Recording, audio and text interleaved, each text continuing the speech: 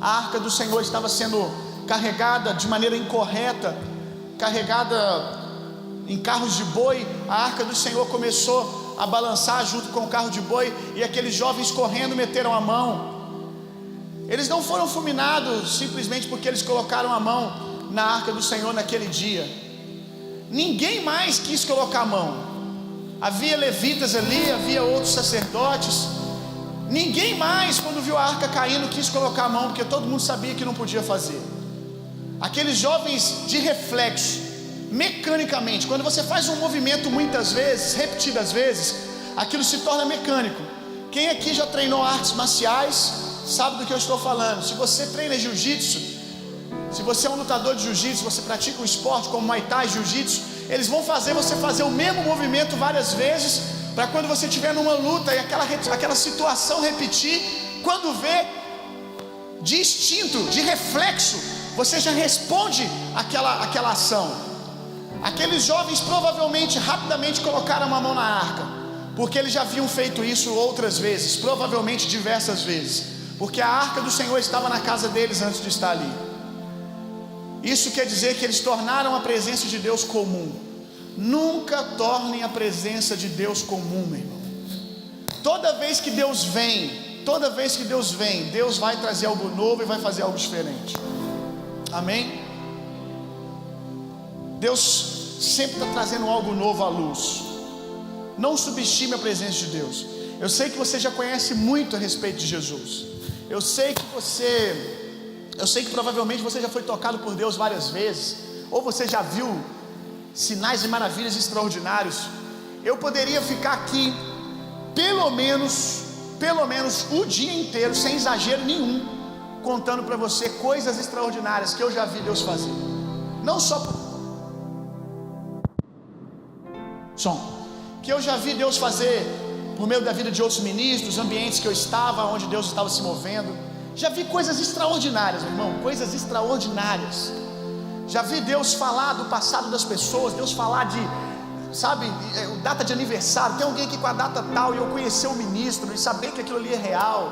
Compartilhando com o pessoal ontem, com o Sheldon no carro, ele falou que já aconteceu há uns anos atrás aqui um grande avivamento aqui nessa região, muito pesado, uma manifestação grande da glória de Deus, que tinha muita manifestação de dente de ouro, algo assim, coisas desse tipo. E eu já vi na minha frente, gente, eu já vi a boca da pessoa aberta na minha frente. Não foi os outros que me contaram, não foi foto de Instagram. Eu já vi a boca das pessoas ficarem de ouro na minha frente. Já vi pessoas levantar da cadeira de roda, já vi perna crescer, já vi gente em estado terminal de câncer voltar para casa em uma semana. Eu já vi coisas extraordinárias, coisas absurdas. Já vi gente cair cheio do Espírito Santo, sofreu um arrebatamento de espírito, e equipe de técnicos de enfermagem que estavam no local pegar pulso da pessoa e a pessoa não ter pulso nenhum, a pessoa ter morrido literalmente no ambiente da glória de Deus e só voltar à vida 1 hora depois de muita oração da igreja. Eu já vi coisas extraordinárias. Por imposição de mãos já vi ressurreição de mortos. Mas, meu irmão, eu não entro uma vez na presença de Deus, como eu estou aqui agora, sem a expectativa de experimentar algo novo. Eu não esgotei Deus até hoje, meu irmão, e eu tenho certeza que eu nunca vou conseguir fazer isso. Então espere sempre algo de Deus, meu irmão. Quando eu estou num ambiente desse aqui, eu fico esperando de repente de Deus acontecer a qualquer momento. Eu falo isso, não aqui só não, eu falo na minha igreja, nos cultos da minha igreja.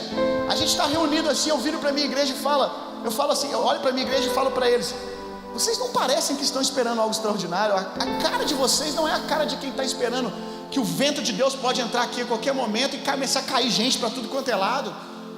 A cara de vocês não demonstra que vocês estão esperando Deus interromper essa reunião aqui. E as pessoas, como eu já vi num culto como esse, as pessoas começaram a levantar quebrando seus óculos, dizendo que foram curadas sem que ninguém pôsse as mãos sobre elas. Vocês parecem que não estão esperando nada. E esse é o problema da igreja. Nós nos acostumamos com os cultos e nós entramos na presença de Deus sem esperar algo.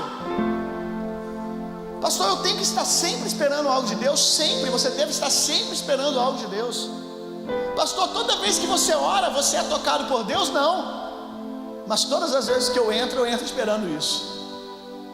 Todas as vezes que eu entro na torre de oração, eu entro ali esperando Deus me tocar e tocar a Deus. E muitas vezes eu saio dali sem sentir absolutamente nada, mas no outro dia eu estou lá de novo, porque eu tenho fome, meu irmão.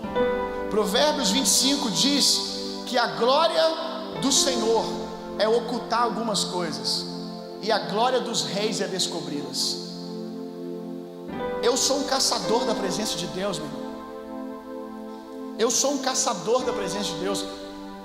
Eu estou aqui nesse lugar, meu irmão, como a corça foi dita aqui, buscando o cheiro das águas, buscando algo novo de Deus. Eu sempre espero ser tocado por Deus. E a Bíblia diz que todos que se aproximam de Deus devem se achegar com essa expectativa. Eu sei que por você talvez ter convivido e ter sido machucado por ministros, por uma igreja que talvez te machucou, aí agora você entra na presença de Deus e você fala, não, eu não tenho que esperar ser tocado por Deus. Mas não é o que a Bíblia diz. A Bíblia diz que é necessário, Hebreus diz assim, é necessário que aqueles que se aproximam de Deus saibam que Ele é presenteador daqueles que o buscam. Olha isso. Lembra da história do chocolate? De manhã, a mocinha dando dicas do que ela gosta. Olha Deus dando outra dica aqui. É necessário. Você concorda comigo quando a Bíblia diz é necessário? Ela está dizendo tem que ser assim. É o padrão. Ai pastor, mas eu sou um cara mais tradicional. Eu não estou te perguntando se você é tradicional, estou te perguntando se você é bíblico. Se você é bíblico, você vai concordar com a Bíblia. Pastor, e você? Você é tradicional ou você é pentecostal? Eu gosto de agradar todo mundo. Então eu sou o seguinte, eu sou tão tradicional que eu sou pentecostal. Eu sou tão tradicional a palavra de Deus que eu creio em Atos dos Apóstolos capítulo 2. Isso para mim é ser pentecostal. Não é um conjunto de regras doutrinárias de uma instituição. Eu sou tradicional às escrituras, e porque eu sou tradicional às escrituras, eu creio exatamente no que está ali. Eu não respeito a história denominacional, meu irmão. Eu respeito o que a Bíblia diz. E graças a Deus que aqui, se nós formos respeitar a história denominacional, a gente vai se dar super bem. Amém? Porque eu também sou proveniente da igreja metodista. Eu me converti numa igreja metodista. Toda a minha base doutrinária eu aprendi na escola dominical metodista. E eu sei que nós estamos nesse lugar aqui, nós cantamos. Eu vou até mandar uma mensagem para o Isaac. Falei, rapaz, Isaac, descobri hoje sua música, é a música mais metodista que eu já ouvi. Vou deixar meu coração queimar. John Wesley deve ter escrevido essa música, João. O Isaac, quem não sabe, cantou essa música aqui agora. O Isaac é lá da minha igreja, é um filho nosso. Vou falar com ele, essa música foi o John Wesley que compôs, e você deu uma repaginada e está fazendo sucesso com a música no YouTube. É necessário, tem que ser assim. Tem que ser assim. Aqueles que se aproximam de Deus têm que saber. E você sabia que muita gente não sabe disso? Muita gente não aproxima de Deus querendo ser tocado porque não sabe que pode. Porque a religião coloca um monte de peso, um monte de rito para que as pessoas possam ser tocadas. Mas a Bíblia diz que é simples, é necessário que você saiba. É necessário que você saiba que Deus é presenteador daqueles que o buscam. Quantos estão aqui nesse lugar buscando o Senhor? Então Deus quer presentear você. Deus quer presentear você. Eu não sei qual presente Ele quer te dar, mas eu sei que Ele quer presentear você. Isso revela muito sobre o caráter de Deus. É necessário que quando eu entro na presença de Deus, eu saiba que Ele é presenteador, que eu saiba que Ele é bom, que eu saiba que Ele é maravilhoso, que Ele me ama, que Ele quer me abençoar. Lembra, sem acusação, sem condenação, com uma convicção plena no amor de Deus por mim. Tem dias que eu vou entrar na presença de Deus, e se eu for entrar na presença de Deus a partir do meu amor, eu não recebo nada, porque meu amor está inconstante. Eu não amo a Deus intensamente todos os dias. Eu me esforço para isso. Mas tem dias que eu estou mal, emocionalmente eu estou mal. E quando eu vou amar a Deus, eu não estou amando Ele como na última conferência que eu tive. Naquele ambiente estava todo mundo amando a Deus, aí fica às vezes mais fácil. Se eu for apresentar diante de Deus a partir do meu caráter, eu estou lascado. Meu caráter é inconstante, meu amor é inconstante. Mas graças a Deus que Ele nos amou primeiro, e a base da nossa fé é isso, meu irmão. A base da nossa fé é o amor de Deus por nós. Nós só o amamos porque Ele nos amou primeiro. Então, se eu estou amando a Deus como eu gostaria ou não, quando eu entro na presença de Deus, crendo em quê? No amor dEle, eu vou ser tocado do mesmo jeito. Porque não tem a ver com o seu caráter, tem a ver com o caráter de Deus. Tem a ver com o caráter de Deus manifesto em Jesus. Amém? Diga para quem está do seu lado algo poderoso aí agora. Não é uma boa frase de Facebook, mas diga aí agora para ele o seguinte: Deus ama você. Se isso cair como uma revelação no seu coração, sua vida nunca mais vai ser a mesma. Amém? Abra sua Bíblia comigo, vamos para a palavra. Quero compartilhar algo com vocês. Eu estou muito feliz de estar aqui. Obrigado a todos que organizaram esse evento. Obrigado aí mesmo por ter me dado o privilégio de estar aqui desfrutando dessa mesa abençoada com vocês. Isaías capítulo 2, verso 2. Quem encontrou, diga eu amo a palavra de Deus. Quem não encontrou, diga eu também. Rapaz, é porque vocês não sabem onde está Isaías ou vocês não trouxeram Bíblia? É mais um pouquinho de tempo, né, pastor? É mais um pouquinho de tempo. Vou te dar mais um bocado de tempo. Essa noite vai ser uma noite muito poderosa, já tem sido, Deus tem feito coisas lindas aqui. Eu quero que você gere expectativa no seu coração, para que no final nós possamos orar por dons espirituais, nós possamos orar por batismo no Espírito Santo. Amém? Quem já é batizado, você pode ser batizado de novo, de novo, de novo e de novo. Atos 2, todos estavam reunidos, o Espírito Santo veio e todos foram cheios. Atos 4, de novo, todos estão reunidos, significa que os discípulos que estavam em Atos 2 também estão em Atos 4, e lá diz que todos foram cheios de novo. Ou seja, os discípulos eram fominha, eles foram cheios do Espírito Santo em Atos 2 e em Atos 4 também. Então, o que determina quantas vezes você vai ser mergulhado na glória de Deus é quantas vezes você tem fome para isso. Amém? Então, gere expectativa para isso. Tem pessoas com enfermidades aqui. Olhe para Jesus, você será curado nessa noite. Todos acharam? Estou muito feliz de estar aqui, mas eu estou com muita saudade da minha esposa, gente. Muita saudade da minha esposa. Estava olhando ali para o filhinho do Sheldon, eu estava ali. Não existe inveja santa, né? Mas eu estava ali olhando para ele e eu estava assim pensando: ai meu Deus do céu, cadê aquele menino que não sai da barriga da Natália? Estou doido para segurar meu filho no colo. Estou doido para poder ensinar para ele tudo que eu aprendi de Jesus até aqui. Isaías 2, verso 2. Nos últimos dias, o monte do Senhor será estabelecido como o principal, será elevado acima de todas as colunas, e todas as nações correrão para ele. Muitos povos virão exclamando: vinde, subamos ao monte do Senhor, a casa do Deus de Jacó. Até aqui tá bom. Quantos sabem que nós estamos nos últimos dias? Se você não sabe, você precisa saber disso e viver debaixo dessa revelação, meu irmão. Nós estamos nos últimos dias, meu irmão. Jesus está às portas. Jesus pode voltar a qualquer momento. Os sinais estão aí dando testemunho da volta de Jesus. Você liga o Jornal Nacional, o William Bonner, ele está dizendo o tempo todo para você: Jesus está voltando. Cada notícia que ele dá no Jornal Nacional é uma mensagem para que os incrédulos fiquem indesculpáveis diante de Deus. Jesus está voltando. O Datena, então, que só fala desgraça, o Datena, então, é 2 horas de programa, é 2 horas ele pregando a volta de Jesus, o tempo todo.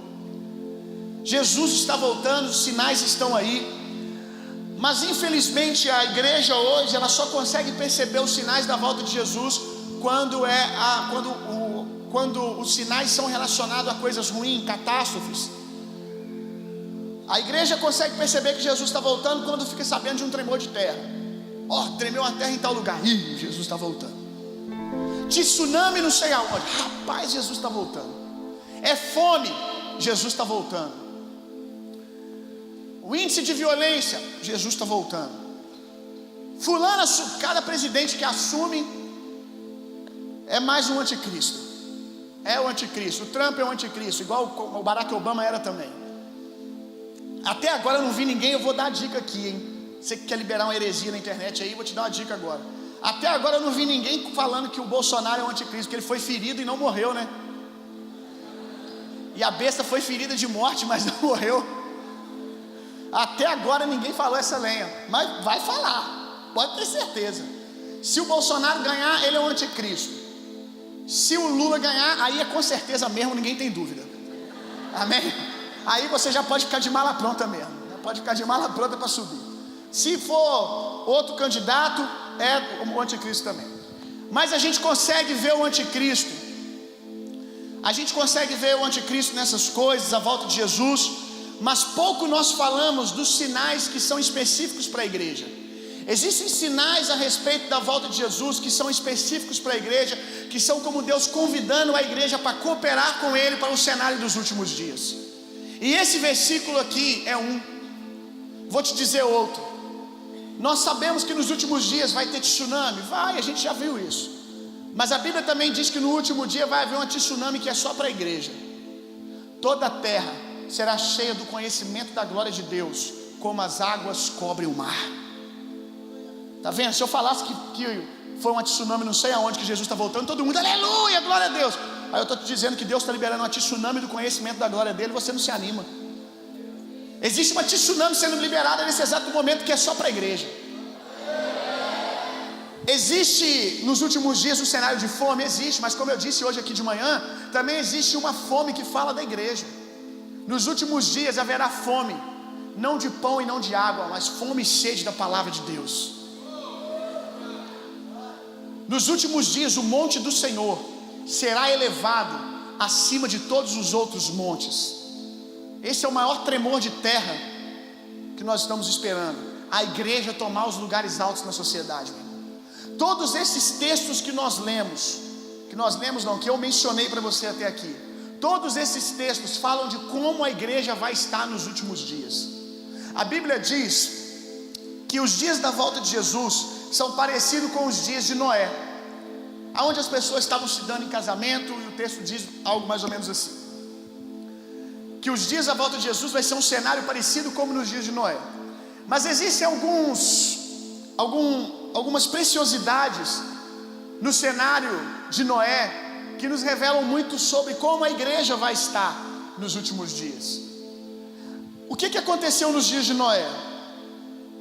Noé recebeu uma palavra de Deus, recebeu uma visitação de Deus, e Deus disse para ele: vai chover na terra e vai chover por 40 dias. Que homem incrível, né?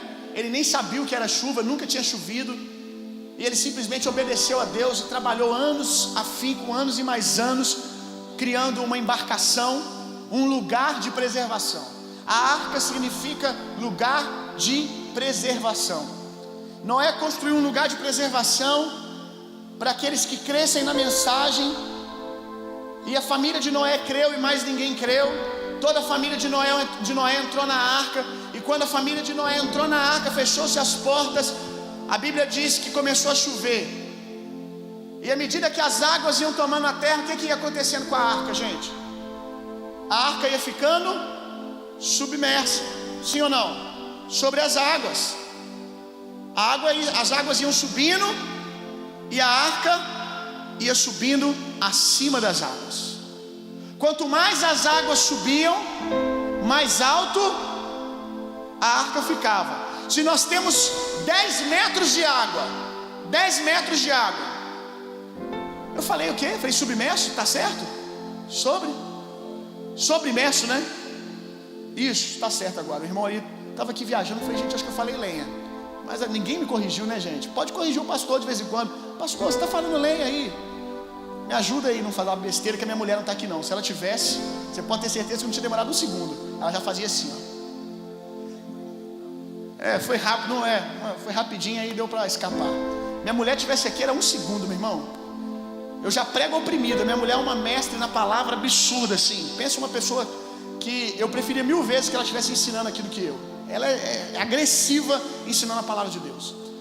E como eu estava dizendo, se tem 10 metros de água, a arca está sobre ou embaixo das águas? Sobre. Então agora nós temos 40 metros. A arca está embaixo ou a arca está sobre as águas? Então, quanto mais as águas subiam, mais a arca é um lugar de preservação. A igreja é o quê? A igreja é um lugar de preservação. Sabe o que a Bíblia está dizendo? Que a volta de Jesus vai ser como nos dias de Noé? Quanto mais a iniquidade encher a terra, quanto mais o juízo encher a terra, mais a igreja vai sendo ascendida aos céus e vai subindo, subindo, subindo e subindo e tomando os lugares altos. E agora eu não estou falando especificamente do arrebatamento da igreja, de subir até o terceiro céu. Eu estou falando de subir e tomar os lugares de influência. Tudo que eu estou dizendo desde que eu comecei essa mensagem é: Jesus não vai vir buscar uma igreja humilhada e derrotada. Jesus vai vir buscar uma igreja vitoriosa e triunfante. Vou dizer de novo: Jesus não vai vir buscar uma igreja derrotada e fracassada, uma igreja escondida debaixo dos bancos com medo da sociedade. Jesus vai buscar uma igreja que vai estar nos lugares altos, exaltando o nome do Senhor. Jesus vai buscar uma igreja triunfante. Todd White, ele diz algo muito precioso. Ele diz o seguinte: a volta de Jesus não é um resgate, a volta de Jesus é uma festa de casamento. Jesus não vai vir buscar uma igreja porque ela está aqui sofrendo comendo um pouco de água na sopa. Eu não aguento mais. Já passou a fase desses crentes. Eu não aguento mais. Esse deserto é muita humilhação. Coitadinho de mim. Eu não gosto de Jesus. Volta logo que eu não aguento mais tanto sofrimento. Jesus, meu irmão, não vai buscar uma igreja assim. Jesus vai buscar uma igreja vitoriosa que está, como diz a parábola dos talentos, multiplicando os seus territórios, avançando nas esferas da sociedade, entregando os lugares de influência para Deus, meu irmão. Não se pode esconder um candeeiro debaixo da mesa. A igreja está saindo debaixo da mesa nesses dias, meu irmão. Deus está convidando a igreja a sair debaixo da mesa, dos lugares escondidos, dos lugares de fracasso, para tomar os lugares altos, para que a luz de Deus brilhe. Eu ouvi falar aqui hoje nessa manhã, peguei esse pedacinho, por favor me corrija, não lembro o número exato. Eu sei que é mais de 30% da população hoje no Brasil é cristã. Eu não sei se é 36%, quem lembra aí o número exato? Oi? Quase 50%. Tá, cristã, acho que evangélica é 32 ponto alguma coisa, mas vamos colocar o número de cristãos, né? Porque eu conheço, infelizmente, irmãos católicos que são mais empenhados no reino de Deus do que alguns evangélicos. Por mais que isso escandalize o que eu estou dizendo, escandalize você, mas eu conheço, viu? Infelizmente, mais fervorosos do que alguns evangélicos. Então, nós temos aí 50%, mas vamos pegar pesado, não, vamos só nos 30% da população do Brasil se diz evangélica, se diz protestante. Só que interessante, meu irmão, que só 8% é necessário. Só 8% é necessário para que determine a cultura de uma nação. É 8% de um povo determina a cultura do restante da nação. Nós somos mais de 30 e não estamos determinando absolutamente nada, ou quase nada. Por quê? Porque determina os 8% que estão nos lugares de influência, nos lugares de autoridade. Como que nós vamos influenciar a moda se nós deixamos os homossexuais tomar a moda? Porque nós achamos que a camisa boa é a camisa que está escrito Jesus é o Senhor. A qualidade da camisa não é determinada pela costura, pelo pano, mas é se tem escrito Jesus. A camisa é uma bagaceira, feia pra caramba, e querem que a gente engule para usar porque está escrito que é de Jesus. Aí a gente quer influenciar a moda. Nós queremos reclamar que os nossos filhos estão sendo influenciados nos programas de TV porque nós tiramos os atores de lá. Porque jovens que foram chamados para influenciar no meio das artes, nós dizemos para eles: você tem que ser pastor porque você é muito comunicativo, rapaz. E o cara, não, mas eu quero trabalhar com artes, eu sinto que Deus me chamou para o teatro. Não, essa área aí é muito demonizada, ninguém consegue fluir nesse lugar. É melhor você ser evangelista, pastor. Nós tiramos a igreja, como eu falei aqui de manhã, não quis falar muito de manhã, que você estava meio em êxtase. Queria que vocês prestassem mais atenção. Como eu falei aqui de manhã, Jesus não orou para que a igreja fosse tirada do mundo, mas os pastores estão tentando de qualquer jeito tirar a igreja do mundo, porque nós temos medo de perder as pessoas. Eu sou pastor, gente. Quantas vezes eu já me vi querendo encher a programação da igreja, a agenda da igreja de programação, para os meninos não ter tempo de fazer besteira lá fora. Se a terça-feira está livre, você não tem que. Eu vou inventar um cinema. Vou inventar um cinema na terça-feira para esses infelizes vir para a igreja, que senão eles desviam. Então a gente tenta encher a igreja de programação. Aí depois no domingo a gente fala, vocês têm que ganhar o mundo para Jesus. Aí o menino está aqui pensando, que mundo? Eu não conheço ninguém do mundo. Eu não conheço ninguém do mundo. Eu só chego na faculdade, mal dou a paz do Senhor e vou embora. Porque eu aprendi que eu não posso me relacionar com ninguém na faculdade. Eu aprendi, como eu falei aqui, que ninguém pode nem botar a mão na minha cabeça, quanto mais falar com os outros. Aí a gente fala para você, tem que ganhar o mundo para Jesus. Que mundo? Que mundo? Como é que você vai ganhar um lugar que você não está? Você não pode influenciar um lugar que você não está nele. Se nós somos fermento, o fermento tem que cair na massa, meu filho. Mas o fermento está com medo. Se nós somos fermento, nós temos que ser lançados para transformar a massa, meu irmão. E é isso que o Evangelho fez. Quando você vai estudar a história da igreja, você vai ver que ninguém acreditava que o Império Romano podia cair, que o Império Romano podia ser destruído, meu irmão. Todo mundo olhava para aquele império e dizia, vai durar para sempre, porque na força, na espada, ninguém podia destruir o Império Romano. Intelectualmente eles carregavam filosofia grega, também eram extremamente intelectuais. Então todo mundo olhava para o Império Romano, é um império que vai durar para sempre. Aí um dia, o apóstolo Paulo está lá em Roma, preso. Como eu falei para eles hoje, um coroinha, já numa certa idade, caolho, corcunda talvez, de tanto apanhar pelo Evangelho, manco, um velhinho, está em Roma, e ele diz que a guarda pretoriana está fazendo a guarda dele. Sabe quem que é essa guarda? Essa guarda é como se fosse no Brasil. No Brasil nem sei se tem alguma tropa que possa exemplificar o que eu quero falar. Seria como os SEALs americanos. É o top dos top dos top. A tropa da tropa de elite. Esses caras, eles eram chamados para as missões mais difíceis. E olha que o Império Romano é um império que vivia em guerra de conquista. Mas só para as missões mais difíceis essa guarda era chamada. Ela tomava conta dos reis, assassinava reis rivais, trabalhava infiltrada, eram os melhores soldados, tinham os melhores salários, aposentavam mais cedo, eram os caras. E essa guarda é a guarda que cuidava do velhinho manco de um olho só. Que perigo que esse homem podia oferecer para um império, meu irmão. Que perigo o apóstolo Paulo podia oferecer para toda uma política, para todo um estado, meu irmão. Sabe qual o perigo? Não é a espada, ele não tinha nas mãos uma metralhadora, ele não era mais um bom lutador, como outrora com certeza foi como soldado. Só era um homem cansado, machucado, mas ele tinha uma arma. Se ele abrisse a boca, ele espalhava fermento, meu irmão. Eu fico imaginando que a guarda pretoriana andava em volta dele, e quando alguém ia chegar, curioso, porque devia ficar curioso, o que as pessoas deviam pensar? Olhava para um cara andando no meio da rua com 20 soldados da tropa de elite em volta dele. Imagina a cena, dá a sua imaginação para Deus aí. Imagina um velhinho manco,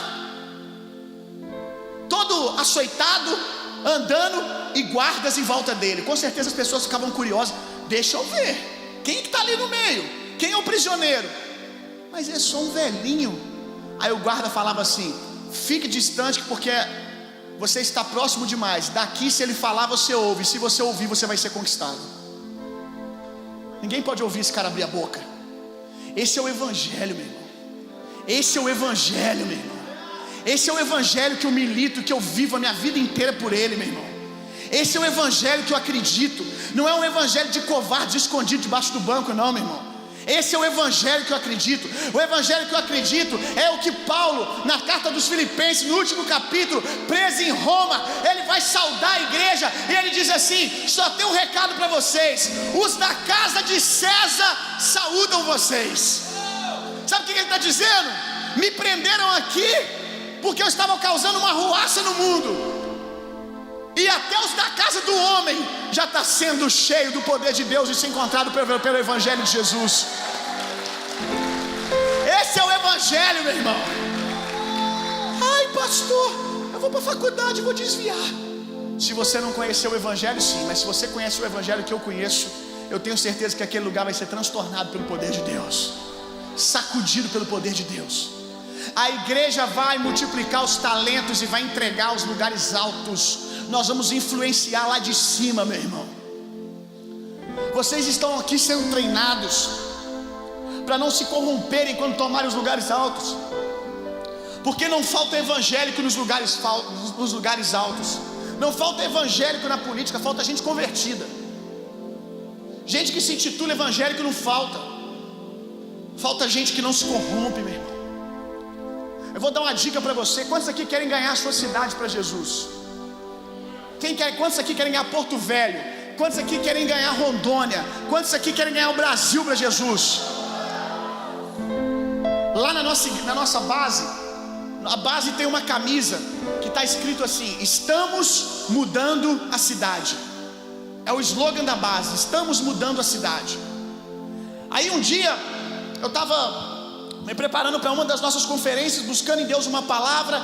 Deus me disse algo. Deus disse: pergunte para eles se eles querem mudar a cidade. E eu perguntei, e Deus me disse assim: agora ensine eles como. Eu abri a Bíblia em Provérbios e eu descobri que tem um texto de avivamento. Tem um texto de avivamento dentro de Provérbios, meu irmão.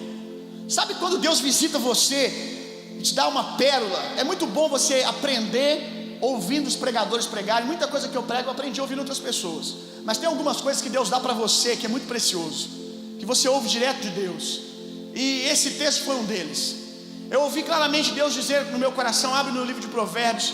E ele me lembrou um versículo. Deus disse para mim assim: um dos maiores textos de avivamento está no livro de Provérbios. Eu disse: duvido, Provérbios vai falar de avivamento? Peraí, não é possível. E quando eu abri no livro de Provérbios, estava escrito o seguinte: melhor do que o homem que conquista uma cidade é o homem que domina sua alma. Eu disse: o que isso tem a ver com avivamento, meu Deus? O que você está querendo me dizer? Ele: vocês querem ganhar a cidade? Vocês querem discipular multidões? Aprendam primeiro a discipular vocês mesmos. Melhor do que o homem que conquista uma cidade é o homem que domina sua alma. Porque o homem que domina sua alma, ele ganha uma cidade e não se corrompe, meu irmão. O problema foi tomarmos os lugares altos sem treinarmos esses homens, meu irmão, sem eles aprenderem a discipular suas emoções, sem eles aprenderem a governar suas vontades, submeter suas vontades às vontades de Cristo. E se você quer ser um avivalista, meu irmão, de verdade, comece a militar no domínio das suas emoções, no domínio da sua alma. Porque queimar em conferência, eu sei, na grande maioria queima. Eu quero ver o Deus do domingo ser o Deus da segunda-feira. Isso que eu quero ver. Eu quero ver o Deus do domingo ser o Deus da terça-feira na sua universidade. É isso que é avivamento. Avivamento, meu irmão, não é gritar aqui, espernear. Isso tudo faz parte. A gente vai falar disso daqui a pouco. Avivamento de verdade, meu irmão, é quando você, sem vontade, você está lendo a Bíblia. É quando você levanta o nome do Senhor, coloca nos lugares altos e o mantém lá.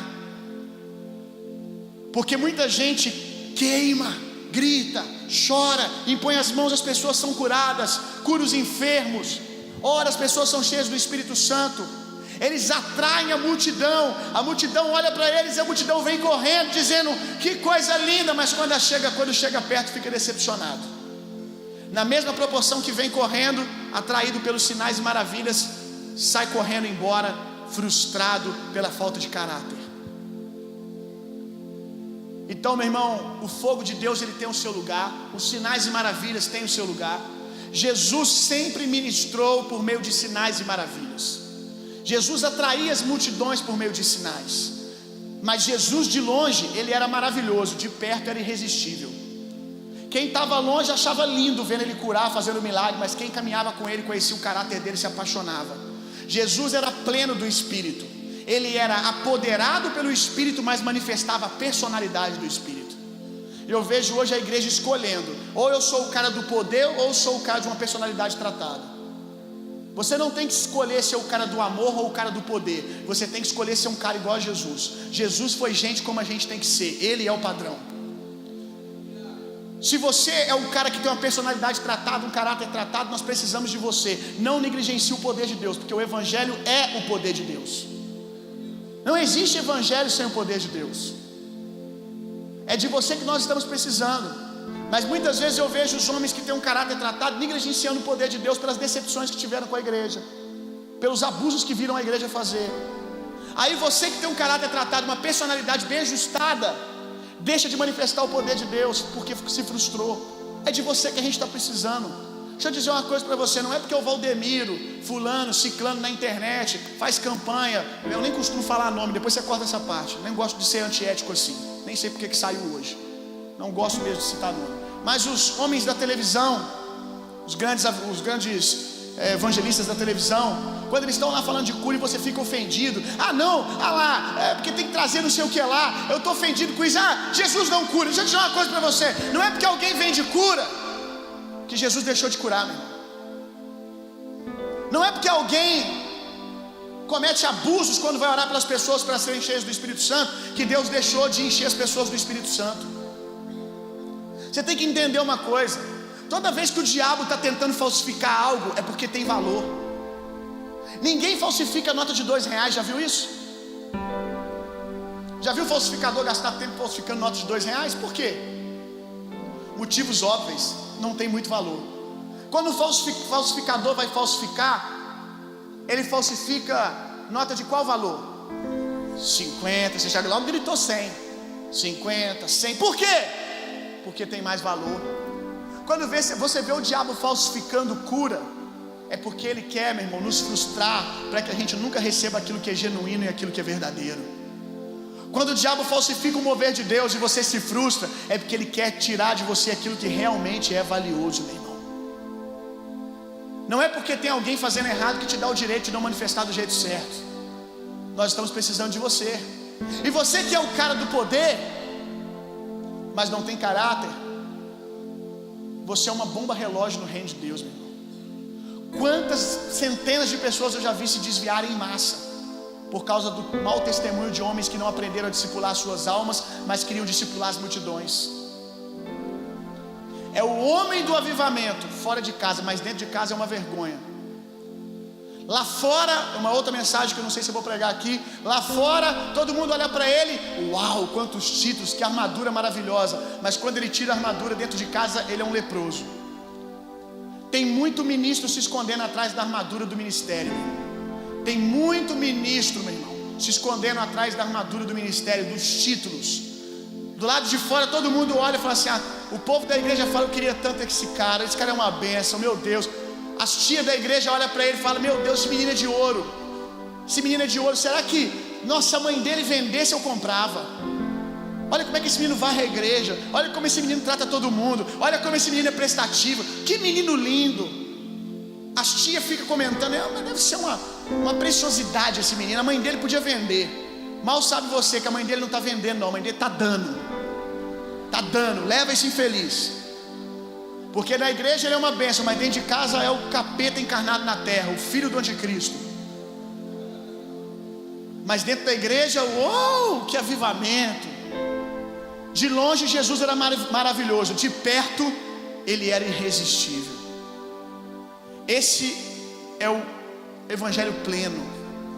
Esse é o evangelho pleno, meu irmão. Você tem que ser apoderado pelo Espírito, mas manifestar a personalidade do Espírito.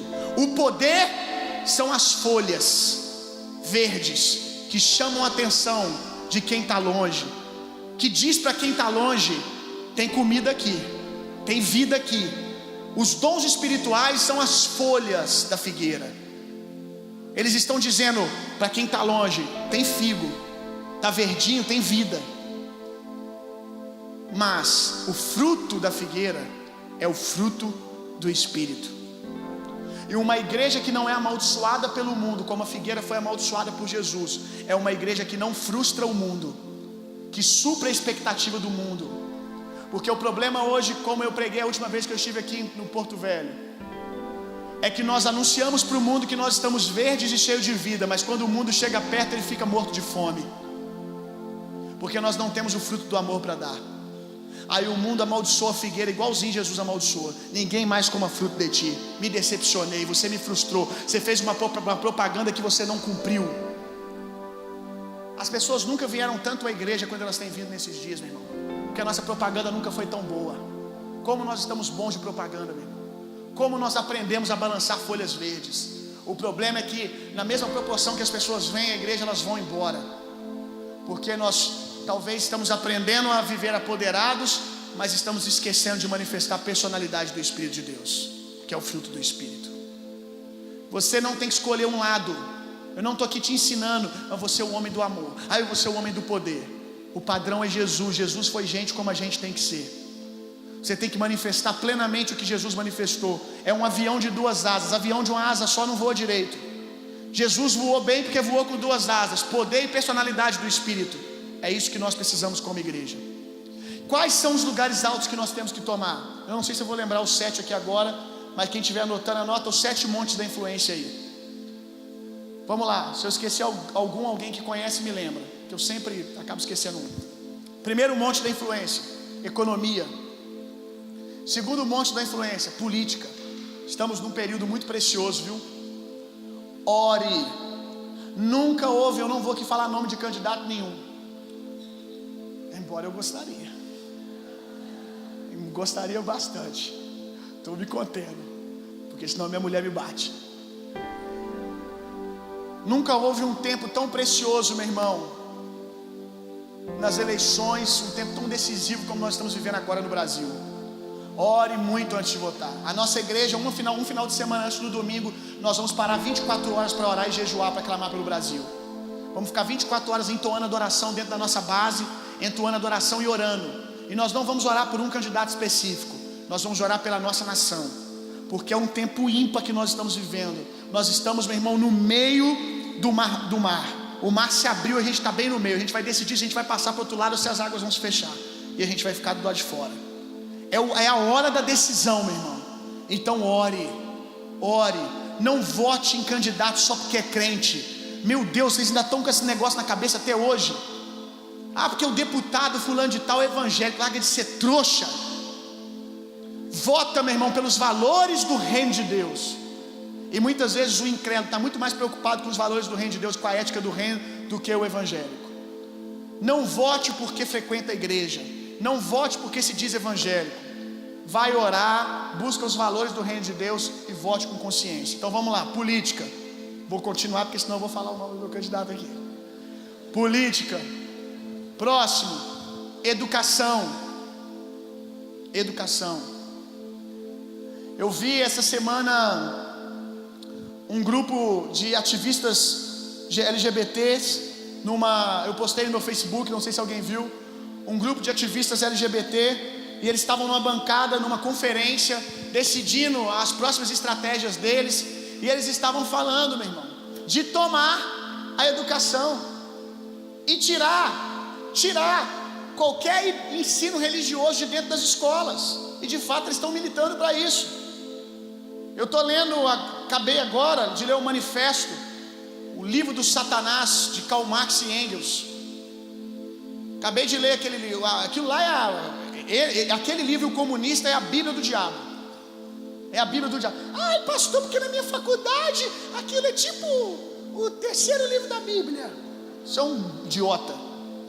É um idiota. Nunca leu? Oi? O capitalismo eu ainda vou ler ainda estou tendo que ter fé, que é muito grande.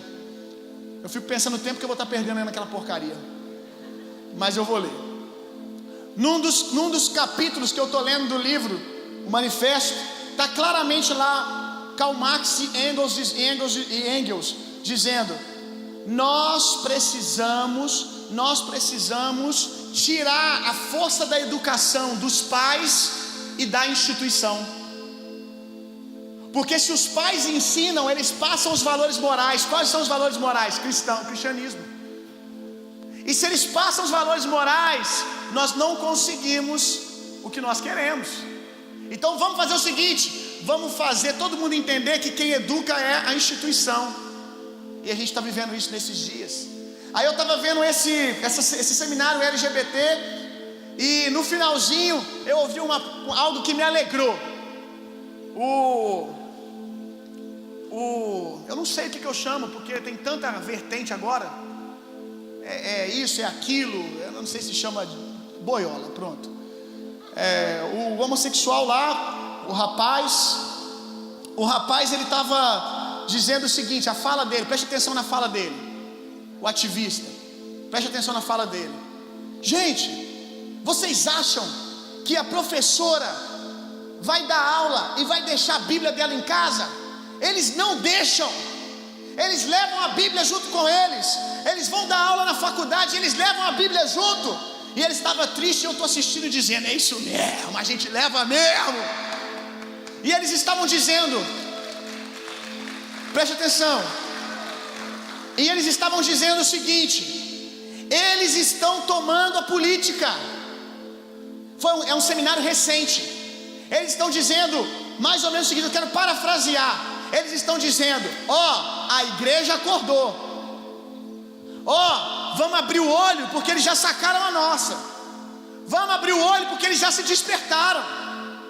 Na nossa igreja local lá, meu irmão, nós celebramos um jovem que passa na universidade e que se forma, tanto quanto o jovem que foi separado para o ministério pastoral. Não há diferença nenhuma. Do mesmo jeito que nós nos alegramos em volta de um jovem que foi separado para ser pastor, nós nos alegramos com a mesma espiritualidade, com a mesma expectativa a um jovem que diz que se formou na universidade. Porque ambos estão cumprindo o ministério. Ambos estão cumprindo o ministério do Senhor, que é tomar os lugares de influência. 75% do número de pessoas que estão nesse lugar não foram chamados para cargos eclesiásticos. 75% das pessoas que estão nesse lugar não foram chamados para ser evangelista, pastor, mestre, apóstolo, profeta, para nenhum dos 5 dons ministeriais. Foram chamados para ser médico, arquiteto, pedreiro, enfermeiro, advogado. Foram chamados para manifestar o céu na terra numa esfera da sociedade. E não é nem um pouco menos espiritual do que eu faço, meu irmão. Existem lugares que só vocês vão falar. Tem um arquiteto aqui, levanta a mão. Arquiteto que está estudando para arquitetura. Ele vai falar, ela vai falar para pessoas que jamais eu vou falar. Qual é a diferença? Nenhuma. Se ele entender que a mesma unção que está sobre mim para fazer o que eu faço está sobre ele, para manifestar o reino de Deus lá, curar os enfermos, ressuscitar os mortos, apregoar o ano aceitável do Senhor, orar e as pessoas serem cheias do Espírito Santo. Eu creio nisso, meu irmão. Eu vejo frutos dos meus meninos lá, orando e pessoas sendo curadas dentro da universidade. Eu vejo o fruto dos meus meninos orando e pessoas sendo cheias do Espírito Santo dentro da universidade. Eles tendo palavra de conhecimento para professor. Professor chegando em sala de aula, ele chamando no canto: professor, eu vi algo, e é isso faz sentido para você. E o professor da universidade começar a chorar, dizendo: eu estou passando por isso. Então, professor, quando eu te olhei, Jesus mandou liberar essa palavra na sua vida. É esse evangelho que eu acredito, meu irmão, que é o fermento sendo jogado na massa. Nós precisamos tomar esses lugares. Vamos lá, política, economia. Já falei política, economia, falei outra, educação. Agora vamos para o próximo. Vamos lá, política, economia. Política, economia, qual outro que eu falei? Educação. Entretenimento, bota aí, entretenimento, são as artes. Entretenimento. Cadê os comediantes cristãos? Cadê os artistas cristãos? Cadê pessoas que foram chamadas aqui para trabalhar no teatro? Ah, mas todo mundo que vai para o teatro tem problema com a homossexualidade. Tu tem! Se você não tem, você não vai ter, meu irmão. Você vai chegar ali cheio de Deus e aquele lugar vai ser cheio de Deus. Amém? Temos que tomar as artes, meu irmão. Temos que tomar o cinema. Graças a Deus agora os filmes cristãos estão ficando mais bonitos, de mais qualidade. Temos que tomar esses lugares. A música. Deixa eu te dizer uma coisa, meu irmão. A música cristã no Brasil hoje, ela já é infinitamente melhor do que a música secular, de qualidade. Você não tem hoje, para essa geração, boas referências de música secular. Não tem, é só porcaria. Eu até tenho, porque meu pai me passou uma boa cultura com relação à música. Mas a maioria desses jovens que eu perguntava para eles, me fala uma banda de rock brasileiro boa, hoje. As que tem tá muito no chinelo, perto daquelas que houveram antes. Hoje as músicas não têm conteúdo, é sempre a mesma coisinha, as musiquinhas fracas, sem poesia, sem nada. Aí você vai ver as músicas cristãs, que qualidade absurda, meu irmão.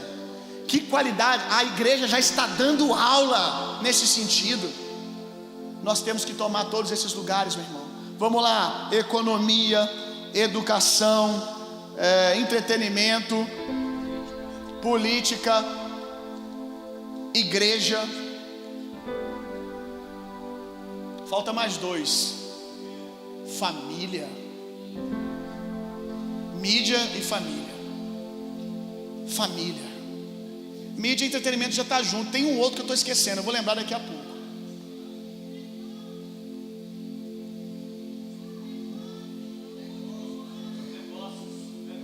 Não, aí está em economia. Economia eu já falei? Então já foi.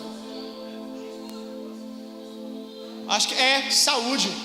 Acho que é isso mesmo, é a área da saúde que estava faltando. Mas eu quero dar uma ênfase aqui na família. Preste atenção aqui, meu irmão.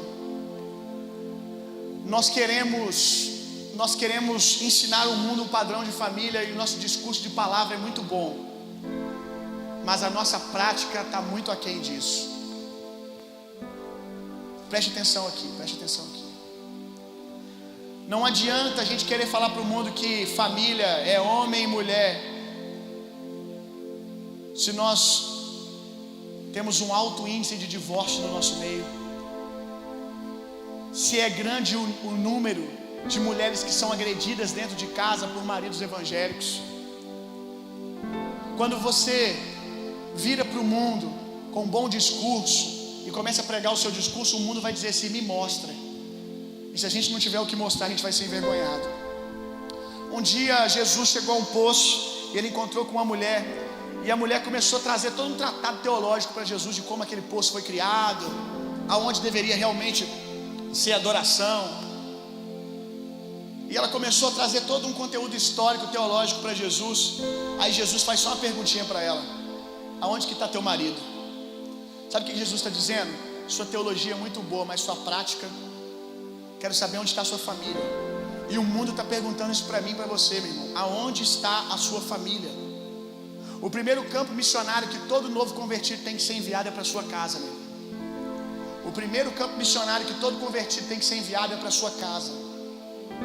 Jesus, tem um determinado momento que Jesus cura um homem e ele diz para ele o seguinte: não pare em nenhum vilarejo, vá direto para casa. Nós diríamos para ele: pare em todas as praças, monta um movimento e sacode Porto Velho. Conta seu testemunho para todo mundo em cada esquina. Jesus não está dizendo para aquele menino não pregar o evangelho. Jesus está dizendo: não dê a ninguém o privilégio de ouvir essa mensagem primeiro que a sua família. E hoje nós temos muitos jovens que querem ir para Jocum, que querem ir para a África. Ah, eu quero ser missionário. Eu conheço muito jovem que diz que quer ser missionário, mas na verdade o que ele quer é fugir de casa. Eu passei por isso. Quando eu me converti, eu insisti em pregar o evangelho na minha casa, e os meus pais não conheciam Jesus. E por mais que eu curasse enfermo, eu podia ressuscitar um morto, eu chegava em casa e falava: mãe, você não faz ideia, um cara foi atropelado, veio a óbito, já estava dentro do saco preto. Eu abri, orei, o cara ressuscitou. Minha mãe dizia assim: e é? Mas e a louça que está ali? Ressuscita ela. Eu chegava em casa dizendo: nossa, me preguei o evangelho debaixo do viaduto, lá um cara aceitou Jesus. Eu quero ver a tua cama aceitar esse evangelho aí, você arrumar ela todo dia de manhã. Não importava o quanto de milagre que eu apresentava, a minha mãe sempre dizia: vai arrumar a cama, vai lavar a louça, vai fazer isso, vai fazer aquilo. E eu fui me frustrando porque eu não conseguia apresentar o evangelho para eles como eu apresentava facilmente lá fora. Sabe por que lá fora era mais fácil? Porque não me conheciam, gente. Lá fora a prostituta, o usuário de droga debaixo do viaduto passava 20 minutos comigo, se apaixonava. Ele não me conhece. Aí ele aceitava Jesus, eu dizia: amém, procura a igreja mais próxima da tua casa. Ou então aqui, vem para minha igreja o culto é tal dia, tal dia, tal dia, acabou. Ele não vai para casa comigo. Aí quando chegava em casa não tinha resultado. Em casa Naamã tirava a armadura. Aí eu queria fugir para o campo missionário. Aí eu quero ir para Jocum. Cheguei para o meu pastor, falei: pastor, eu quero ir para Jocum. Levei toda a documentação para ele. Falei: olha, Deus me falou que eu sou missionário, Deus me falou que eu vou sacudir a África aí, então me libera para Jocum fazer um treinamento. Aí ele olhou para aquela papelada, olhou bastante, virou as páginas, virou e falou assim: não. Aí eu: ah, filho do diabo. Por dentro eu estou assim: ah, rapaz, esse pastor já perdeu a audição faz muito tempo. É Eli mesmo. Samuel está aqui diante dele, ele não está ouvindo. Aí o pastor: rapaz, eu sou missionário, pastor. Não, não é seu tempo não. Não é seu tempo não. Aí eu, na frente dele, eu: amém, pastor. Deus abençoe o senhor é homem de Deus, né? O senhor falou, né? Amém, né? Quem sou eu para discordar? Vou orar mais. Na hora que eu sair da porta: maldito miserável, como assim? Está parando o meu chamado? Não está ouvindo Deus? Visita ele essa madrugada. Libera um anjo para ir lá na casa dele confrontar ele, Senhor. Mostra para ele que se o Senhor me chamou, ninguém vai impedir. Não vai ser ele que vai parar meu ministério. Passou dia mais dia, eu continuei na minha cidade, nunca fui para Jocum. E sabe o que é legal? Foi o melhor não que eu recebi na minha vida. Porque hoje eu sou pastor local, não tem nada a ver com a vida de um missionário itinerante rodando o mundo. Foi o melhor não que eu recebi. E hoje eu descobri que aquele dia eu só queria fugir de casa. Só que se eu fugisse de casa eu não poderia contar o que eu posso contar para você hoje. Eu batizei o meu pai, batizei a minha mãe, batizei o meu irmão. Toda a minha casa é voluntário na minha igreja hoje, meu irmão. Porque eu decidi não fugir de casa. Porque eu decidi, meu irmão, morrer na minha casa. Sabe qual é a estratégia para ganhar sua família? Jesus nos ensina. Talvez enquanto eu estou pregando aqui você está assim: mas Jesus também não tinha êxito pregando o evangelho para sua casa. A Bíblia diz que os irmãos dele não criam nele. De fato a Bíblia diz. Jesus curando enfermo, os irmãos dele não se impressionavam. Jesus ressuscitando mortos, multiplicando pães, os irmãos deles não se impressionavam. De fato a sua família não vai se impressionar com essas coisas. Você tem que aprender com Jesus como que você ganha a sua família. A Bíblia diz no livro de Judas, meu irmão, Judas declarando que só Jesus é o Senhor e soberano. E eu quero te dizer uma coisa: o livro de Judas, aquele Judas ali não é o Judas que traiu Jesus. O Judas ali é o irmão de Jesus. E sabe como o irmão de Jesus se tornou um discípulo ao ponto de escrever um evangelho para nós lermos hoje? Ele não creu em Jesus quando ele viu multiplicando pães. Ele não creu em Jesus quando ele viu Jesus ressuscitando mortos. Ele creu em Jesus quando ele viu Jesus morrendo por ele. Se você quer ganhar sua família, morra por ela, meu irmão. Morra todos os dias para o seu orgulho. Morra todos os dias para o seu ego. Não existe um seminário melhor para se treinar um ministro do que o seminário de Jesus. O seminário de Jesus não é o primeiro seminário de Jesus. O seminário que é o padrão de Jesus para se entrar no reino de Deus, para ser um ministro, não é o seminário da igreja metodista wesleyana, não é o da igreja batista, não é o seminário Carisma, não é o seminário Rema, não é pós-graduação em divindade lá nos Estados Unidos. O seminário de Jesus é o seguinte: o homem que não governa bem a sua casa não pode governar a casa de Deus. O seminário de treinamento de Jesus para um ministro é família. Se não passar pelo crivo da família, não serve. É a família que torna criança, faz criança virar homem, meu irmão. Esse é o seminário de Jesus. E eu estou vendo muita gente hoje que é aplaudida por todo mundo, mas a família dele está pedindo socorro, porque gostaria que esse homem que é aplaudido do lado de fora fosse o mesmo dentro de casa. Então, jovenzinho que está aqui, sabe qual é o melhor lugar para você aprender a governar a sua alma? Dentro da sua casa, onde todo mundo conhece suas fraquezas. Sabe qual é o melhor lugar para você ser discipulado? É a sua casa, aonde você está fugindo e está correndo. É ali que você vai ser treinado para virar homem, meu irmão. Quem não consegue dirigir, conduzir o barco da família, não pode dirigir coisa alguma, meu irmão. Quem não é bom marinheiro com a família, não pode ser bom marinheiro em coisa alguma. Eu sei que a família é um lugar difícil, meu irmão. As águas são águas violentas, meu irmão. Mas tem um ditado que eu gosto muito: mar calmo não faz bom marinheiro. Mar tranquilo não faz bom marinheiro. É esse mar agitado da sua casa que pode treinar você para ser um grande líder, um grande avivalista de verdade. Mar calmo não faz bom marinheiro. Eu sei que talvez você está ouvindo sobre família e você está pensando: pastor, minha família, o barco já afundou faz tempo. O barco já afundou faz tempo, pastor. Eu perdi o controle. Meu barquinho está virado de cabeça para baixo. Deixa eu te ensinar uma coisa sobre Deus e barcos. Como Deus constrói barcos. Quando Deus vai dizer para Noé como a arca deve ser construída, lembra-se que a arca é lugar de preservação. Já te ensinei isso. Quando Deus vai dizer para Noé como criar a arca, ele diz para Noé o seguinte: Noé, betuma a arca por dentro e por fora. O que é isso? Fecha ela, lacra ela por dentro e por fora, para que o que está fora não entre e o que está dentro não saia. E constrói a arca nas medidas que eu estou te dando. Quando você vai ver o desenho da arca, de como ela foi construída, você vai ver que ela tem um formato que se chama barcaça. A arca ela tem um formato de um barquinho que se chama barcaça. O que é a barcaça? A barcaça é um barquinho que, quando ele vira de cabeça para baixo, ele tem uma forma, ele tem uma medida, ele tem uma forma física do barco que faz que, quando ele vira de cabeça para baixo, a onda que bateu nele, quando a onda volta, ele volta à posição original. É um barquinho que, por mais que ele vire de cabeça para baixo, ele sempre vai voltar ao seu lugar de origem. Isso é uma barcaça. Quando Deus fez a arca para que, mesmo que ela virasse de cabeça para baixo, ela voltaria ao seu plano original quantas vezes fosse necessário. Isso também é uma mensagem de redenção. Deus nunca perdeu o controle da criação. Em diversos momentos a criação parecia estar de cabeça para baixo e Deus tinha perdido o controle dela, e ela voltou ao seu plano original.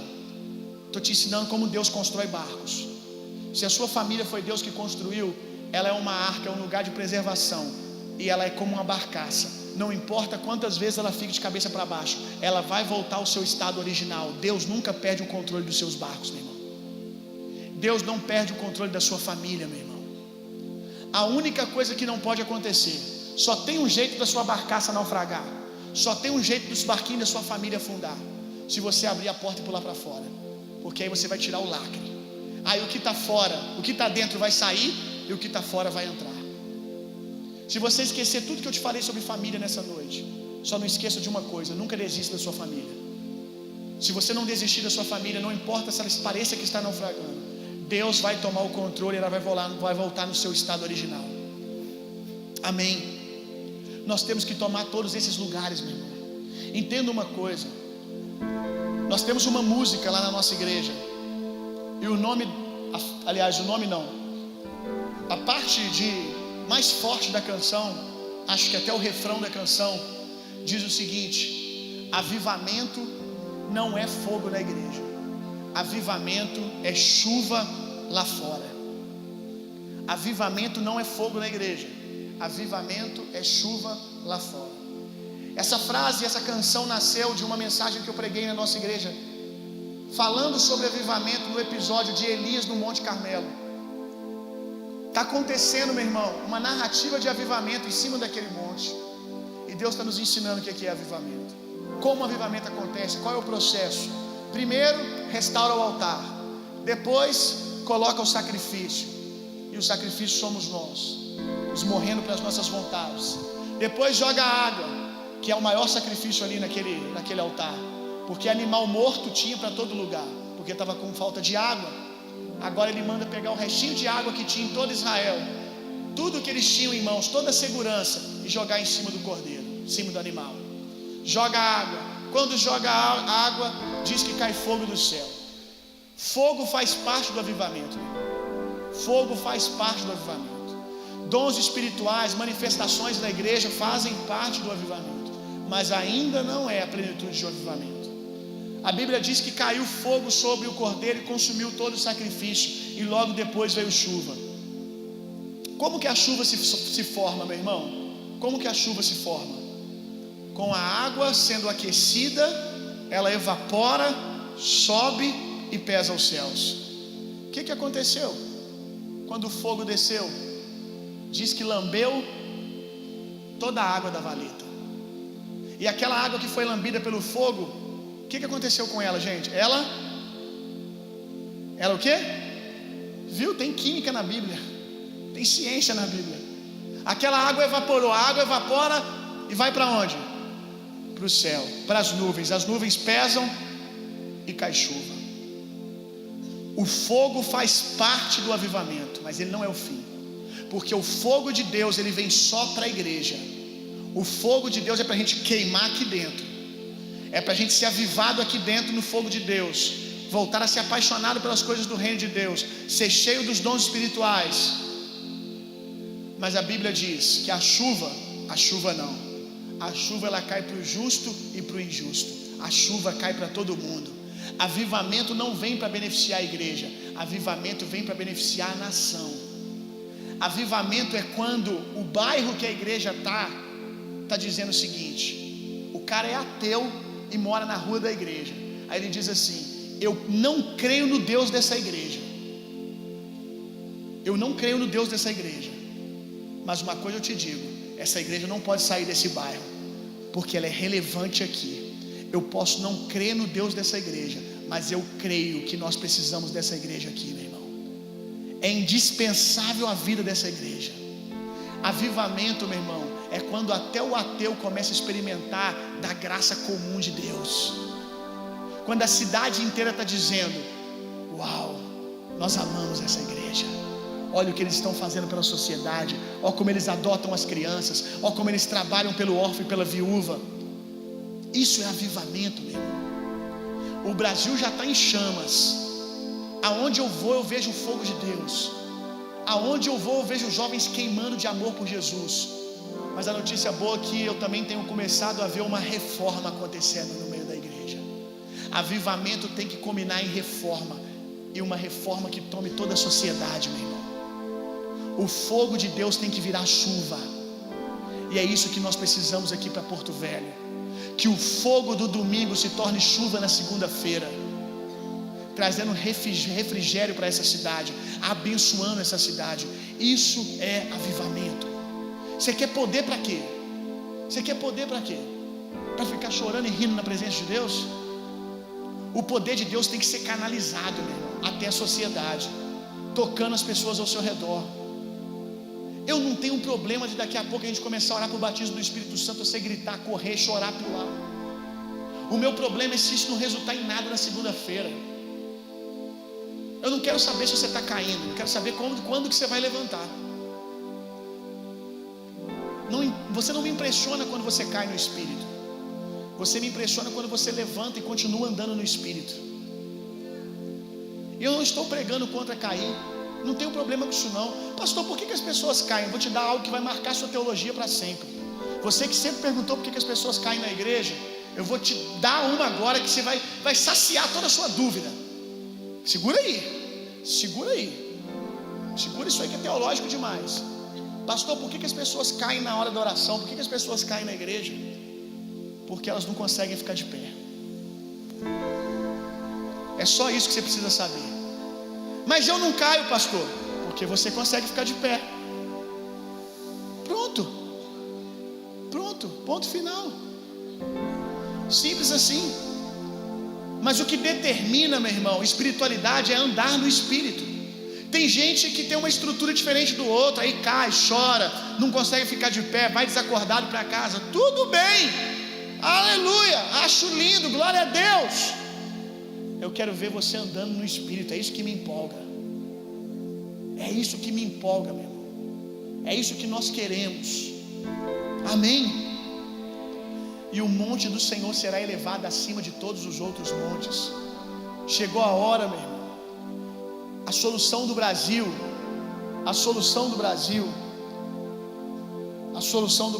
não é nós temos um político evangélico, deputado federal, estadual, governador. A solução do Brasil, meu irmão, é a igreja entender o seu encargo. A Bíblia diz que um dia Deus olhou para Sodoma e Gomorra. Deus olhou para Sodoma e Gomorra e disse: eu vou destruir essa cidade.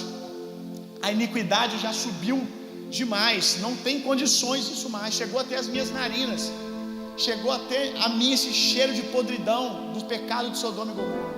Mas aí Deus diz o seguinte, eu já estou terminando, tá, gente? Para os que gostam de sair correndo para jantar, eu vou pegar no teu pé, meu irmão, e tu vai continuar me amando.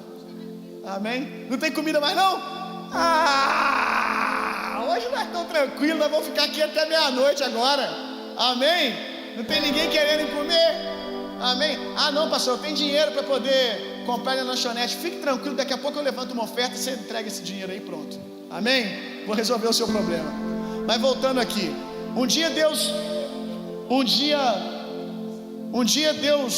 ainda tem a parte da piscina ainda, que eu quero orar por quem me jogou na piscina daqui a pouco. Rapaz, eu tenho uma unção de Ananias e Safira de botar a mão e cair duro que você não faz ideia. Daqui a pouco eu vou chamar só quem me jogou na piscina. A paz do Senhor, irmão. Vou pra Moçambique quinta-feira já. Ai, vamos lá. Um dia Deus olhou para Sodoma e Gomorra. Presta atenção aqui, volta aqui sua atenção. Um dia Deus olhou para Sodoma e Gomorra e decidiu destruir aquela cidade. Aí Deus diz o seguinte: eu não posso fazer um negócio desse sem falar com o meu melhor amigo. Isso é igreja, meu irmão, olha isso. Eu não posso fazer isso sem compartilhar isso com o meu amigo Abraão. Eu sempre oro na nossa igreja, na hora das pessoas dizimarem, quando elas dizimam, eu sempre digo na igreja, quando nós estamos dizimando, nós estamos dizendo para Deus: Deus, nunca nos deixe de fora de nada que o Senhor for fazer em Juiz de Fora. Pode contar com a gente. Sempre, na hora que a gente vai dizimar lá, a gente sempre diz isso: Deus, nós estamos dizendo para você, não nos deixe de fora de algo que você for fazer no Brasil. Nos deixa participar daquilo que o Senhor está construindo. Deus deixou Abraão participar do desejo dele. Deus decidiu compartilhar com Abraão. Abraão é meu amigo, eu tenho que contar para ele. Meu irmão, quantos aqui são amigos de Deus? Nascido de novo, eu sei que todos vocês são. Todo crente nascido de novo deveria ser amigo de Deus, mas nem sempre são. A Bíblia diz: os seus segredos, os meus segredos, diz o Senhor, eu compartilho apenas com aqueles que me temem. A minha intimidade é só para aqueles que me temem. Deus tem pessoas que o temem, que são apaixonadas por Ele, pessoas a qual Ele não faz nada sem contar para essas pessoas. E nós somos essas pessoas. Deus decidiu chegar até Abraão, e Deus contou para Abraão que ia destruir Sodoma e Gomorra. Aí Abraão diz assim: Deus, se tiver lá 50 justos, poupa aquela cidade. Como você pode destruir o ímpio e o justo no mesmo lugar? E Deus, que estava decidido destruir aquela cidade, disse: tudo bem, Abraão, se tiver 50 eu poupo. Aí Abraão lembrou que o negócio lá estava feio. Lembrou das últimas notícias que ele teve. Não, acho que não tem 50 não. Oh Deus, 40. Aí Deus disse: se tiver 40 eu poupo. Aí ele lembrou: rapaz, eu acho que não deve ter nem 40, rapaz. Pensou lá na faculdade dele, na iniquidade da faculdade, na iniquidade da sociedade. 30. Deus disse: se tiver 30 eu poupo. Abraão foi diminuindo até que ele disse: se tiver 10 justos, você poupa toda uma cidade? Deus disse: eu poupo. Eu poupo uma cidade por causa de 10 justos. E John Wesley um dia disse: dai-me 10 homens que não temam a nada senão a Deus, que abominem o pecado 100. Eu ouvi 10, sério mesmo, 100. Me dá 100 homens, me dá 20 homens, me dá 10 homens. Jesus, me dá 12 homens que não temam a nada senão a Deus, que abominem o pecado sobre todas as coisas, e eu transformarei o mundo. E de fato, talvez o mundo inteiro ele não transformou, mas a Inglaterra inteira ele sacudiu com o poder de Deus. E Jesus, com 12 homens, mudou a história da humanidade. E Abraão falou: se tiver 10 justos, 10, só 10, você poupa aquela cidade. Você poupa Porto Velho, se tiver 10 justos. Paraná, como é que Ji Paraná. Você poupa Ji Paraná, se tiver 10 justos. Você poupa o Brasil, se tiver 10 justos. Eu poupo. No caso de Abraão não tinha 10. Sodoma e Gomorra foi consumida pelo fogo da ira de Deus. Mas se houvesse 10 ali, ela teria sido poupada. Quantos justos há nesse lugar aqui? Levanta sua mão, você que é justo. Eu não estou perguntando se você se sente justo. Estou perguntando se você crê no que Cristo Jesus fez. Toda vez que a gente fala isso, a igreja fica sem graça de levantar a mão. Não tem nada a ver com as suas boas obras, não. Tem a ver com a excelência da obra de Cristo. Pode levantar sua mão. Quantos aqui são justos em Cristo Jesus? Então nós temos centenas de justos aqui nesse lugar. Então sabe por que o Brasil não pode ser destruído? Porque nós estamos aqui.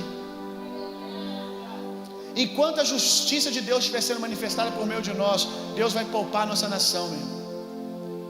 De muitas qualidades que o Saul tem, de muitos atributos que o Saul tem, um deles geralmente é esquecido. O Saul dá sabor de fato, mas um dos atributos do Saul é que o Saul não permite que a carne apodreça, meu irmão. Esse é o papel da igreja. A igreja que salga não deixa que o mundo apodreça, meu irmão. A igreja que salga não deixa que a sociedade, que a universidade apodreça. Enquanto você estiver nessa universidade, ela não vai apodrecer de vez, meu irmão. Enquanto você estiver nessa cidade, enquanto você estiver no Brasil, esse país não vai apodrecer, meu irmão. Porque se nós somos igreja, nós somos o sal na terra e nós conservamos a carne, meu irmão. Agora, um outro atributo do sal, que também às vezes é esquecido: sal gera sede, meu irmão. Se você encher a sua boca de sal, você come uma carne salgada, você fica correndo atrás de um copo de água. Nós temos que gerar sede nas pessoas ao nosso redor, meu irmão. Uma igreja relevante é uma igreja que traz sede aonde ela passa.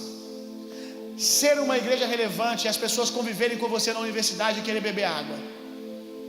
Aí você diz para ela: olha, a água eu não sou, eu sou só o sal, mas eu sei aonde a água está e eu vou te levar até lá. Eu sei aonde está a fonte de vida, meu irmão. Eu sei aonde está a fonte de vida, eu posso te levar lá. Mas o seu papel é salgar a vida das pessoas. As pessoas querem conhecer Jesus quando elas estão próximas de você.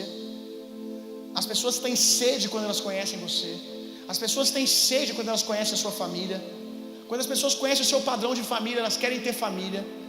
Quando as pessoas reconhecem o seu padrão de finanças, elas querem aprender finanças segundo o reino de Deus. A igreja de Deus, ela é excelente. Ela é a rosa que brota no meio do deserto, meu irmão. Ela é água, ribeiros de água estourando, arrebentando no meio do deserto, meu irmão. Isso é igreja. O povo de Israel que o diga, meu irmão, que hoje é uma nação, uma potência no meio do deserto, meu irmão. Uma potência, uma nação que está no meio do deserto e produz vida, e vida com abundância. E esse é o nosso papel como igreja, meu irmão. Eu quero te convidar em nome de Jesus, não agora se levantar fisicamente do seu lugar, mas se levantar numa postura de igreja, meu irmão. Ser a igreja de Jesus nesses dias é tudo que nós precisamos, meu irmão. Não tem que inventar moda, não, é só ser igreja, meu irmão. O segredo de Deus sempre foi a igreja. E o mistério que esteve oculto, por gerações de gerações, foi revelado agora, e aqui nasceu o nome da nossa igreja: Cristo em vós, a esperança da glória, meu irmão. Esse mistério ficou oculto. Deus, amigo de Abraão, não contou isso para Abraão. Deus, amigo de Daniel, não contou isso para Daniel. Deus, amigo de Elias, não contou isso para Elias. Esse mistério ficou oculto e guardado para agora, para nós. Esse mistério Deus contou só para nós. Cristo em vós, a esperança da glória, meu irmão. Cristo habita em você, isso é igreja, meu irmão. Isso basta, isso é o suficiente. Você não precisa ouvir outra mensagem que não seja essa. Cristo em vós, Cristo habita dentro de você agora, meu irmão. Se Cristo habita dentro de você agora, você tem tudo que você precisa para transformar o mundo.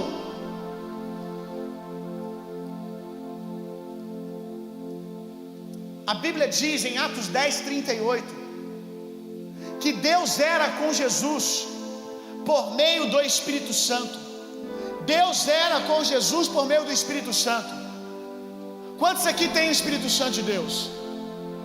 Então a Bíblia está dizendo que Deus é com você igualzinho Ele era com Jesus. Se isso cair como revelação no seu coração, você muda uma cidade. Deus é com você, meu irmão. Com essa mensagem, os discípulos sacudiram o mundo, sabendo que Deus era com eles. E o selo, a garantia disso é que eles tinham o Espírito Santo. Ter o Espírito Santo significa muito pouco para a igreja hoje. Ter o Espírito Santo significa poder ter um arrepio, orar em línguas, cair babá. Ter o Espírito Santo significa muito pouco para a igreja hoje, meu irmão. Para a igreja primitiva, ter o Espírito Santo, para os discípulos, ter o Espírito Santo é ter, meu irmão, o encargo de mudar o mundo. É ter recurso neles o suficiente para sacudir a terra. Ter o Espírito Santo era saber que eles estavam tão apoderados quanto Jesus. Ter o Espírito Santo era a convicção que eles poderiam fazer as mesmas obras e obras maiores. Deus soprou o Espírito Santo em você exatamente como Ele soprou nos discípulos. Não ofende você saber que você tem o mesmo Espírito que os discípulos tinham. Não deixa você em crise saber que você lê a mesma Bíblia que os grandes avivalistas leram. Não ofende você saber que aqueles homens nem a Bíblia como você leu, eles leram, porque ela ainda estava sendo fechada, o cânone da Bíblia ainda estava sendo escrita, e você tem toda a revelação completa. Isso não ofende você, isso não te deixa em crise. Isso me deixa em crise, meu irmão. Isso me deixa em crise, meu irmão. Não te deixa em crise o livro de Hebreus dizer que aquelas promessas que os homens da velha aliança viveram, que os heróis da fé viveram, não se compara com as promessas que foram manifestadas agora sobre nós. Na eternidade, meu irmão, você está achando que quando você chegar lá na eternidade vai ter fila para conversar com Moisés? Moisés vai estar numa fila para conversar com um nascido de novo. Davi vai estar numa fila para conversar com um nascido de novo. Como assim, pastor? Não pense você quando chegar na eternidade vai haver uma fila enorme para conversar com Moisés e saber como ele abriu o mar, não. Moisés vai vir perguntar para nós o que nós fizemos, porque se ele tinha o Espírito sobre ele e não era morada do Espírito Santo, ele abriu o mar, libertou uma nação inteira. Ele vai perguntar com muita expectativa: o que vocês fizeram tendo a plenitude de Deus dentro de vocês?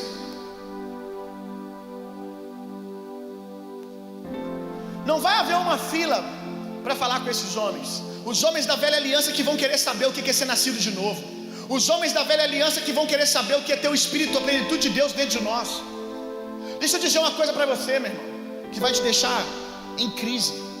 A Bíblia diz que até João, nenhum homem nascido de mulher é maior do que João. Nenhum homem nascido de mulher. Deixa eu te fazer uma pergunta: Elias é nascido de mulher, sim ou não?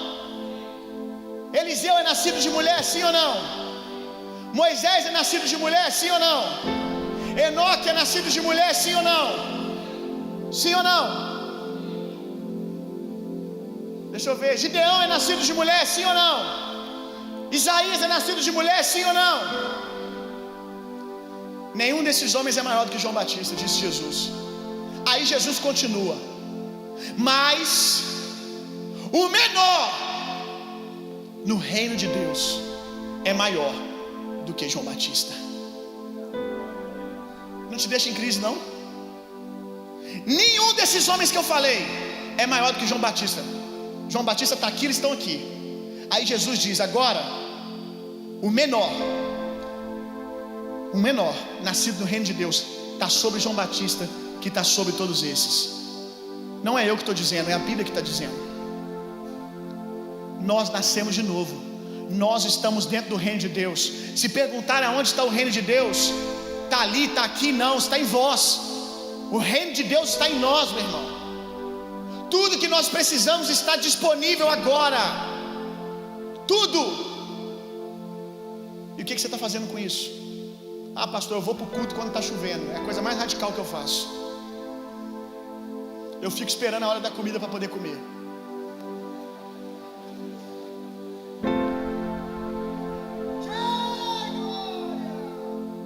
coloque de pé nesse lugar para nós orarmos. Ministério de louvor, pode vir aqui.